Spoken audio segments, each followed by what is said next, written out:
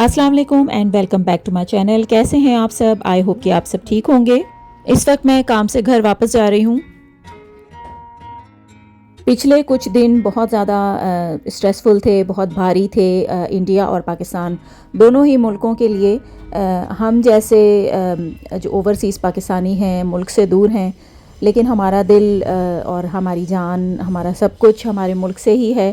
مجھے یہاں رہتے ہوئے یو کے میں کافی سال ہو چکے ہیں، لیکن میری یادیں ہیں. میں وہاں بورن ہوئی، میری ابتدائی تعلیم وہاں ہوئی، میرے رشتہ دار وہاں ہیں. آج کی ویڈیو اور وائس اوور ڈیفرنٹ ہے. یہ میں کام سے جا رہی تھی تو وہاں کے کلپس ہیں. آل آف اے سڈن ایک دم ہی وار شروع ہو گئی. ویسے تو ان دو کنٹریز کے بیچ میں شروع سے ہی کافی اسٹریس رہا ہے اور حالات کبھی بھی اتنے اچھے نہیں رہے ہیں، لیکن یہ کہ یہ ایکسپیکٹ نہیں کیا جا رہا تھا کہ ایک دم سے وار ہی شروع ہو جائے گی. انسانی جانیں چاہے ہمارے ملک کی ہوں، چاہے سرحد کے اس پار کی ہوں، جہاں انسان کی جان تو قیمتی ہوتی ہی ہے. اور ہمارے ملک میں جو حملہ ہوا اس میں جو بچے شہید ہوئے، جو بھی جانی مالی نقصان ہوا، بہت ہی افسوس ہے اور بہت ہی دکھ ہے.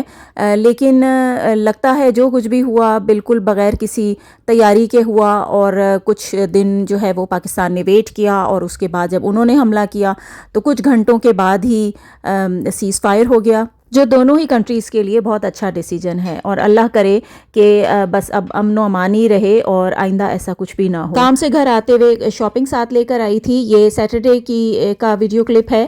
یہاں میری ایک فرینڈ آئی تھی مجھ سے ملنے، تو شام چائے پہ تو ہم نے بس چائے وغیرہ ساتھ میں پی، اور یہ چیزیں وہ میرے لیے لے کر آئی تھی. یہ فیو ڈیز بہت زیادہ اسٹریسفل تھے. مجھے تو نیند ہی نہیں آ رہی تھی. میں تو اتنی دعائیں مانگ رہی تھی، مسلسل کال پہ رابطہ تھا، اور اتنی پریشانی ہو رہی تھی. وہاں بھی انسٹرکشن میں دے رہی تھی اپنے بھائی کو کہ بھائی اس طرح سے کر لو، اس طرح سے کر لو، اور کچھ سمجھ میں نہیں آ رہا تھا کہ اب آگے کیا ہونے والا ہے. اور اسپیشلی جب ایئرپورٹ اور سارے راستے وغیرہ بند کر دیے گئے، تو ویسے ہی ہمارے جو ملک ہیں دونوں ہی میں بات کروں گی کہ کچھ بہت اچھے اندرونی حالات نہیں ہیں، بہت اچھے حالات تو نہیں ہیں.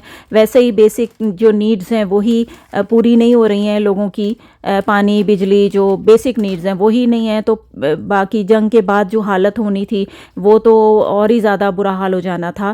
تو میری تو یہی دعا تھی کہ بس یہ جنگ بند ہو جائے کسی طرح سے. میں تو مسلسل آیت کریمہ کا ورد کر رہی تھی، دعائیں مانگ رہی تھی، اور ہم لوگ ٹی وی بھی دیکھ رہے تھے اور نیوز وغیرہ بھی دیکھ رہے تھے کہ کیا ہو رہا ہے ملک میں.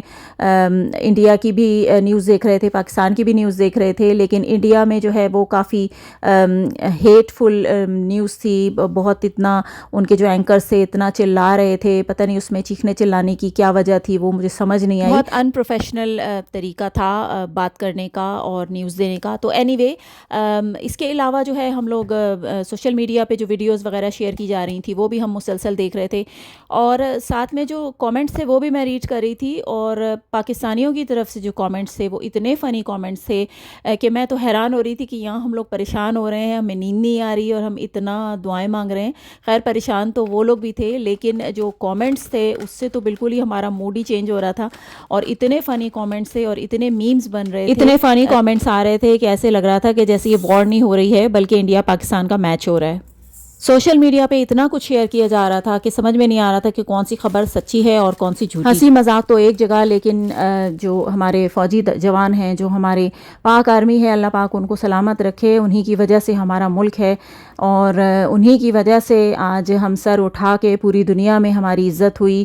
اور اللہ پاک مغفرت کرے ڈاکٹر عبدالقدیر خان کی، جن کی وجہ سے ہمارا جو ملک ہے وہ ایک مضبوط ملک ہے دنیا کا. دل سے دعا ہے ان شہیدوں کے لیے جنہوں نے اپنی جان کی پرواہ کیے بغیر اپنی جانیں قربان کر دیں اپنے ملک پہ، اور اپنے سرحدوں کی حفاظت کرتے ہوئے، اپنے ملک کی حفاظت کرتے ہوئے. جب بات ملک کی آتی ہے تو پھر کوئی سندھی، پنجابی، پٹھان نہیں رہتا، پھر سب پاکستانی ہوتے ہیں.